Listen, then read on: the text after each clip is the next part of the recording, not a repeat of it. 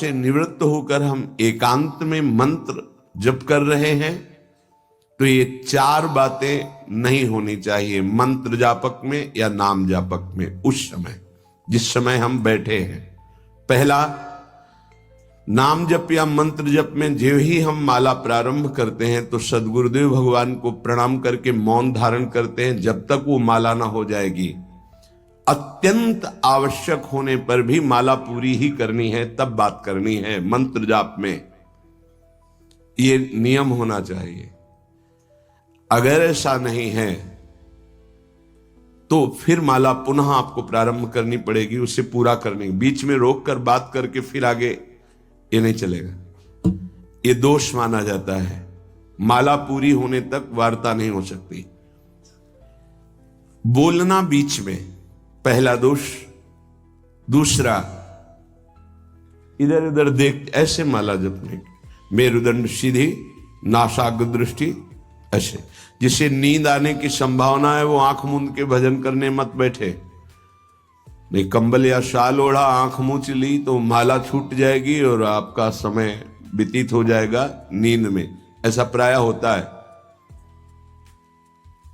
कठोर आसनों पे बैठ करके नींद ना आवे इसलिए नासाग्र दृष्टि रख के जप किया जाता है। उस मंत्र का ध्यान करते हुए आंख खुली हुई, बार बार पलक झपकना ऐसे ऐसे, ये नहीं, नासाग्र दृष्टि रखते हुए मंत्र जप करते हुए बोलना नहीं। जैसे 11 माला का नियम दिया है गुरु मंत्र का, तो जिनकी विशेष विशेष सेवाएं हैं, जब आपको समय मिले, जितना मिले अधिक से अधिक आप मंत्र जाप करें। जब आप आसन पे बैठकर मंत्र जाप कर रहे हैं तो बोलना नहीं है, माला पूरी होने पर ही बात करें अगर कोई अत्यंत आवश्यक है। दूसरा, इधर उधर गर्दन हिलाना, देखना, ये नहीं। मेरुदंड सीधी, आंख खुली हुई, आंख मूंद के नहीं जपना। एक महाभागवत की पत्नी निरंतर भगवदाकार वृत्ति में रहती थी, तो उनके पति जब पूजा में बैठते तो आंख मूंद करके बैठते ध्यानस्थ से। एक बार उन्होंने पूछा, प्रभु आपके आंख मूंदने और आंख खोलने में अंतर पड़ता है क्या? तो उनका पड़ता है। तो बोले आपकी पूजा अधूरी। हम चाहे बाहरी दृष्टि में हो या आंतरिक दृष्टि में हो, एक ही चिंतन होना चाहिए। आंख खुली हो या आंख बंद, तभी सच्चा उपासक है। तीसरा, हिलना मंत्र जाप के समय। ये कीर्तन में हो सकता है, पद गायन में हो सकता है, लेकिन मंत्र जाप के समय हिलना नहीं, ये नहीं। गर्दन घुमाना, बात करना। चौथा, हंसते हुए प्रपंच की वार्ता करना, हंसी मजाक चल रही, बोलना मतलब उत्तर देना। चौथे में जो हंसते हुए प्रपंच वार्ता करना। बैठे कुर्सी में 3 लोग, माला हाथ में, प्रपंच की वार्ता। अपमान कर रहे हो माला का, मंत्र का। आप क्या कर रहे हो? उपहास कर रहे हो। 4 लोग जा रहे हैं, माला सरक रहा है, बातचीत कर रहे, तो माला सरकाने से थोड़ी भगवत प्राप्ति होगी। जो माला की एक भी मन का नाम और मंत्र से खाली ना जाए, उसका चिंतन करते हुए, वो आंतरिक चिंतन को बढ़ाने के लिए माला है। माला सरकाने से थोड़ी भगवत प्राप्ति होती है। माला की मनका के सहारे से हम प्रत्येक मंत्र का चिंतन करके, उसका श्रवण करके, मनन करके, तब फिर आगे बढ़ते हैं। ये थोड़ी कि जल्दी जल्दी। किसी किसी की माला को तो देखते हैं कि इतनी रफ्तार से कैसे चल सकती है। अगर हम केवल राधा नाम भी जपें तो इतनी रफ्तार से नहीं चल सकता, क्योंकि हमें लिखना है राधा राधा। फिर अष्टादशाक्षर मंत्र या द्वादशाक्षर मंत्र, फिर इन मंत्रों को तो कैसे आप इतनी जल्दी, कैसे बिना अक्षर मात्रा दर्शन किए कैसे आप मन का सरका दिए? 11 माला बहुत होते हैं। अगर जिस पद्धति से कहते 11 माला कर लो तो बहुत जल्दी मानसिक सिद्धि प्राप्त हो जाए। सामने मंत्र लिखा हुआ है, हर बार नवीन मंत्र की रचना कर रहे हैं। हर मन के पे, एक मन के पे पूरा मंत्र लिखा, फिर एक मन के पे पूरा मंत्र, फिर मन। देखो मन कहां भाग के जाएगा। मन निर्विषय हो जाएगा, सच्चिदानंद की तरफ दौड़ पड़ेगा मन। जब के समय किसी को उत्तर देना, इधर उधर देखना, शरीर को हिलाना, हंसते हुए हंसी मजाक वार्तालाप करना, 4 बातें जप में निषेध है। जब काले न भासेत नान्यानि प्रेक्षेत बुधा न कंपेत शिरोग्रीवाम दंता नैव प्रकाशयेत। 4 बातें। ए हंसी मजाक, 2 साधक चल रहे रास्ते में, माला भी चल रहा, हंसी मजाक। तुम्हारे पास समय कैसे, तुम्हारा माला कैसे चल रहा है, तुम वार्ता कर रहे हो, हंसी मजाक कर रहे हो, ऐसा नहीं, इतने सिद्ध नहीं हो गए हो। जो शास्त्र जब काले न भाषित नान्यानि प्रेक्षित बुधा न कंपेत शिरोग्रीवाम दंतान नैव प्रकाशित। माला जपते समय ये ऐसे हिलना डुलना, शांत, हंसी मजाक, न दंतान नैव प्रकाशित, दांत नहीं दिखाई देने चाहिए। गुरु मंत्र के समय तो मुख से वायु भी नहीं निकलनी चाहिए, मुख से। बस ये स्थिति, थोड़ा दांतों के बीच में जगह है, जिह्वा का अग्रभाग ऊपर के दांत के जोड़ पे है, हल्की सी नाक की श्वास से मंत्र का उच्चारण है, उसी का श्रवण है, और नेत्रों से दृष्टि में हम देख रहे हैं। भगवदाकार मंत्राकार वृत्ति करनी है। प्रभु के मंगलमय नाम उच्चारण करने से करोड़ करोड़ जन्मों के पापों का नाश होता है, ऐसा शास्त्र और ब्रह्म ऋषियों ने निश्चय किया है। भगवान का नाम उत्तम श्लोक है, पवित्र कीर्ति है। जो नाम जप करता है वो पवित्र कीर्ति वाला हो जाता है, वो उत्तम श्लोक भगवान को प्राप्त कर लेता है, भगवत स्वरूप हो जाता है। इस मार्ग में चलने वाले उपासक से, चाहे वो ज्ञान मार्ग का हो या भक्ति मार्ग का हो, कोई पाप बन जाए तो शास्त्रोक्त प्रायश्चित करने की आवश्यकता नहीं है। जैसे कृच्छ व्रत, चंद्रायण व्रत, बड़े बड़े कठोर व्रत पापों का प्रायश्चित करने के लिए हैं, वो केवल नाम जप, नाम कीर्तन अपना बढ़ावे, उसी से सारे प्रायश्चित हो जाएंगे। जप करने वाले को अन्य प्रायश्चित करने की आवश्यकता नहीं है।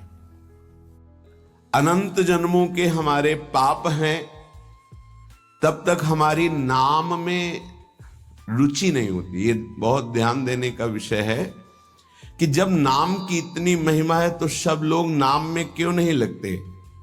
बोले इसलिए नहीं लगते कि इतने पाप हैं कि नाम की तरफ रुचि ही नहीं हो सकती।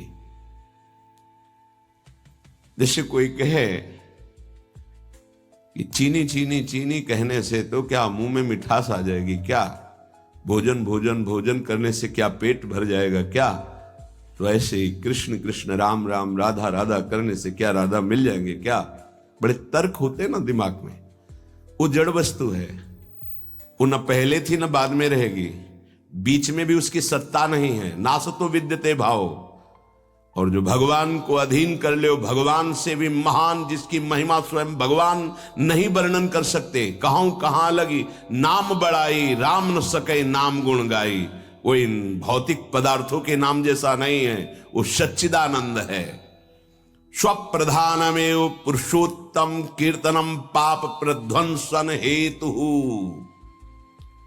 जो भगवान पुरुषोत्तम का नाम कीर्तन करता है, उसे अन्य साधन करे या न करे, प्रधान साधन नाम जप या नाम कीर्तन उसके सर्वस्व पाप का नाश कर देता है। किसी दूसरे प्रायश्चित के स्पर्श की भी आवश्यकता नहीं है। केवलमेव हरि कीर्तनम कृष्ण पापक्ष हेतु नान्य समुचितम नतरा मन्यांग भूतम।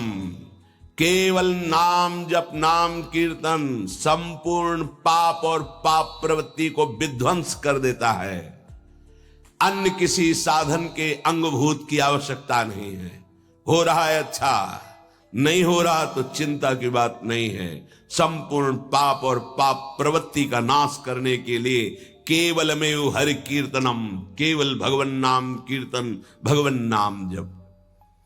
नरक हेतु संस्कारः प्रायश्चित्त निर्वर्ते न सजाति योत्पादकः भक्त्या पुनरुभव विधोपीति भक्तेरे वात्यंतिक शुद्ध हेतुत्वम न कर्मणाम। जैसे निश्चित हो चुका है आपके पाप कर्म से बन चुके कि नरक जाना है, निश्चित हो चुका है, अब उसको मिटा सकता है तो केवल नाम जप मिटा सकता है, दूसरा कोई साधन नहीं है। न कर्मणाम, कोई ऐसा कर्म नहीं कि अब तुमको रोक सके नरक जाने से, ऐसे आचरण बन गए। तो बोले नरक का हेतुभूत जो कर्म हुआ, जो पाप जमा हुए, उसमें भस्म करने के लिए और भी प्रायश्चित हो सकते हैं, लेकिन उसकी जो वासना है, जो संस्कार है, जो पाप प्रवृत्ति है, वो किसी में नष्ट करने की सामर्थ्य नहीं, किसी कर्म में, वो केवल नाम जप में है। नाम बड़े बड़े पापों को विध्वंस करके पाप के वासना, संस्कार, प्रवृत्ति का नाश कर देता है। संस्कार निवृत्त हो जाना है बहुत कठिन बात है, पाप निवृत्त होने के तो बहुत साधन बताए गए हैं। अतः एकमात्र नाम जप, नाम कीर्तन पाप प्रवृत्ति, पाप संस्कार, संस्कारों की निवृत्ति कर देता है। अत्यंत शुद्धि साधन मावृत्ति गुणकम कृष्ण कीर्तनम अत्यंत शुद्धिश्च सह वासनाभि पापानां परिचयः भविष्यद्भि पापैरनुपश्लेषः फलमावृतिः प्रारब्ध परिक्षये च युक्तमेवावृत्तोपेक्षणम्। यदि बार बार नाम की आवृत्ति की जाए, राधा राधा राधा राधा, बार बार श्री कृष्ण कीर्तन किया जाए, नाम जप किया जाए, तो किसी अन्य साधना से जो शुद्धि नहीं होती वो बहुत जल्दी ये नाम जप से, नाम कीर्तन से होती है। वासनाओं के साथ समस्त पापों का नाश हो जाना अत्यंत शुद्धि है। भविष्य में कभी किसी पाप का संपर्क जो भूल से, चूक से, कुसंग से, उपासक से बन जाता है, वो तत्काल भस्म हो जाता है। तत्काल इतनी भीषण जलन प्रायश्चित पैदा होती है कि उसके लिए नहीं कि अभी का पाप शाम तक भी टिक पाएगा, नहीं, तत्काल प्रायश्चित होता है नाम जप से। तत्काल ग्लानि, इतनी जलन क्यों, भस्म हो जाता है। और अगर उपासक चाहे तो प्रारब्ध का क्षय भी कर देगा। प्रारब्ध अर्थात जो शरीर भोग निश्चित हो चुका है, ऐसा न समझे कि नाम जापक भजन करने वाला प्रारब्ध क्षय नहीं कर सकता।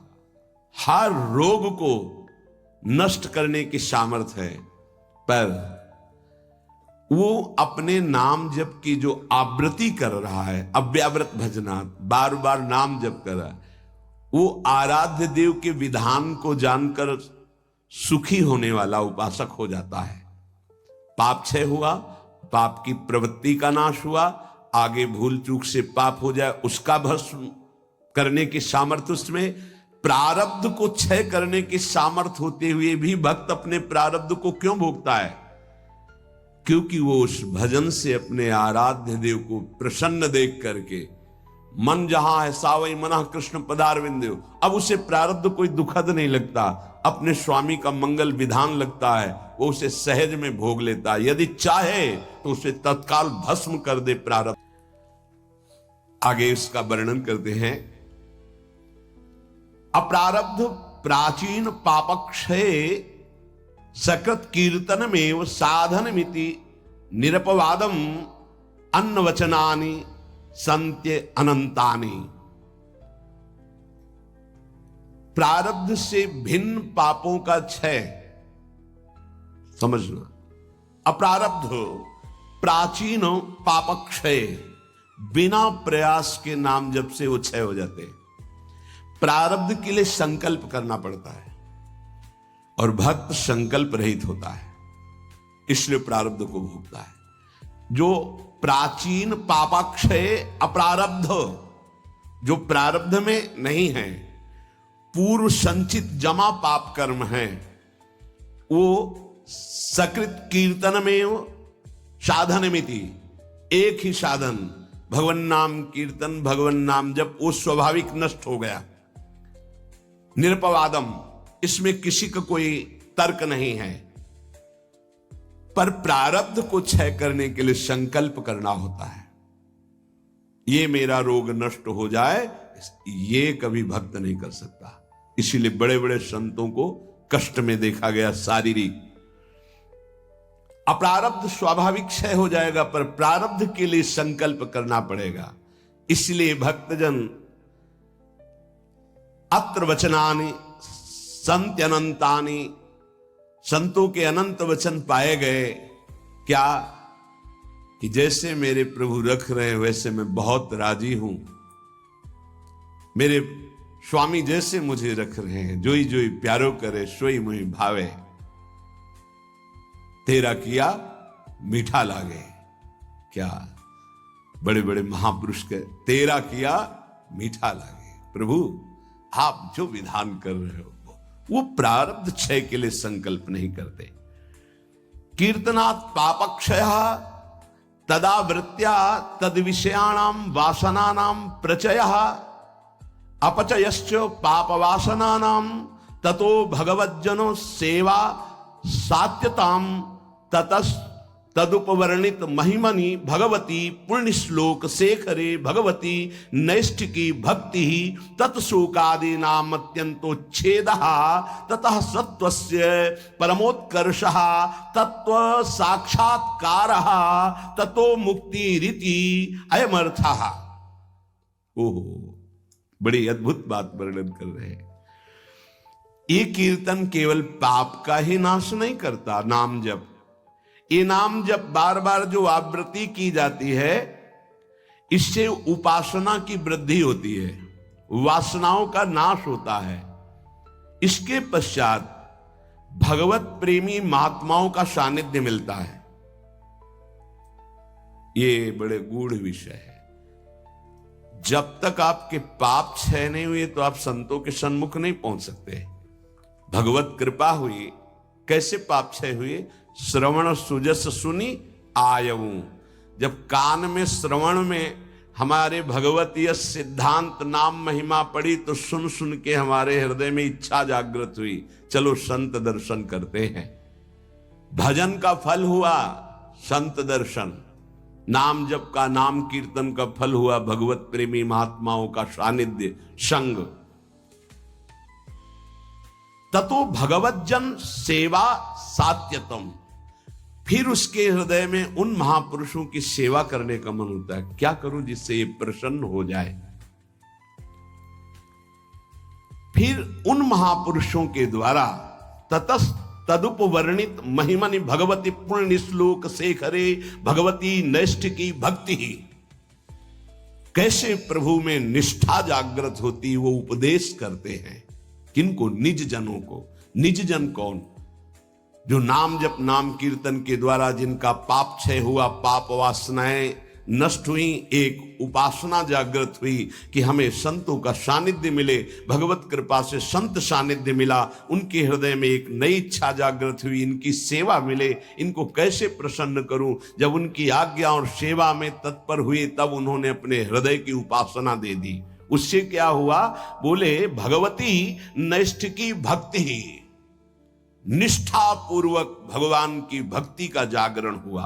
ततः शोकादि नाम अत्यंत उच्छेद, समस्त चिंता भय शोक दुख का जड़ से नाश हो गया। जब संत गुरुजनों के द्वारा दी हुई उपासना से भगवान की भक्ति हुई तो शुद्ध नैष्ठिक भक्ति का जागरण हुआ, तो शोक चिंता भय दुख क्लेश अशांति मृत्यु इनका सब भय जड़ मूल से उच्छेद हो गया। आदि नाम तथा शोकादि नाम अत्यंत उच्छेद, अत्यंत, अब दोबारा कभी ये नहीं जग सकते। तथा सत्व से परमोत्कर्ष, अब उसके हृदय में प्रेम का उत्कर्ष हुआ। अगर वो चाहता है कि तत्व साक्षात्कार, तो परमोत्कर्ष तत्व साक्षात्कार तत्व मुक्ति, उसको तत्व बोध हो जाएगा और मोक्ष हो जाएगा।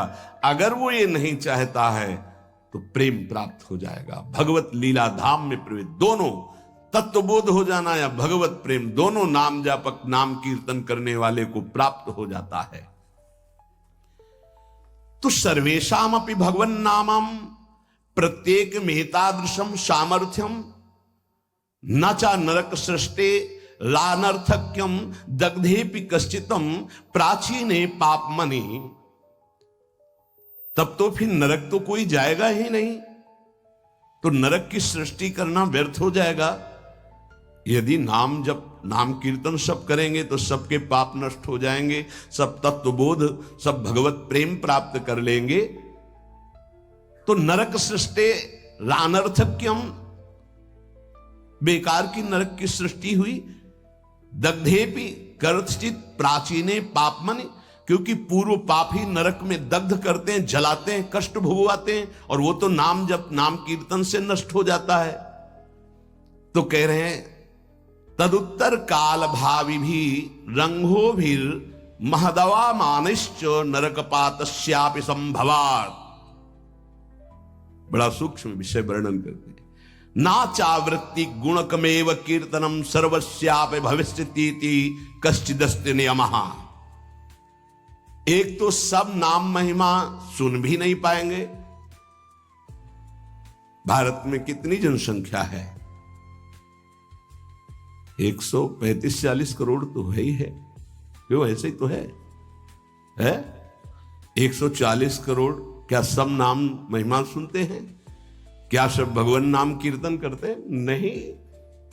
तो कह रहे हैं ये बात मत सोचो कि कोई नरक नहीं जाएगा, बहुत जाएंगे। क्योंकि नाम कीर्तन नाम जप में सब थोड़ी लगे हैं। दूसरी बात, जो नाम में लगे भी हैं वो कह रहे हैं कि संभावना है उनके नरक जाने की। कैसे? बोले यदि किसी महापुरुष का अपमान कर दिया, निंदा कर दी, वैष्णव अपराध बन गया, तो पतन होने का चांस हो जाता है। या आज्ञा शास्त्र की उल्लंघन करके कहीं ममता कर बैठे तो उसको पतन होने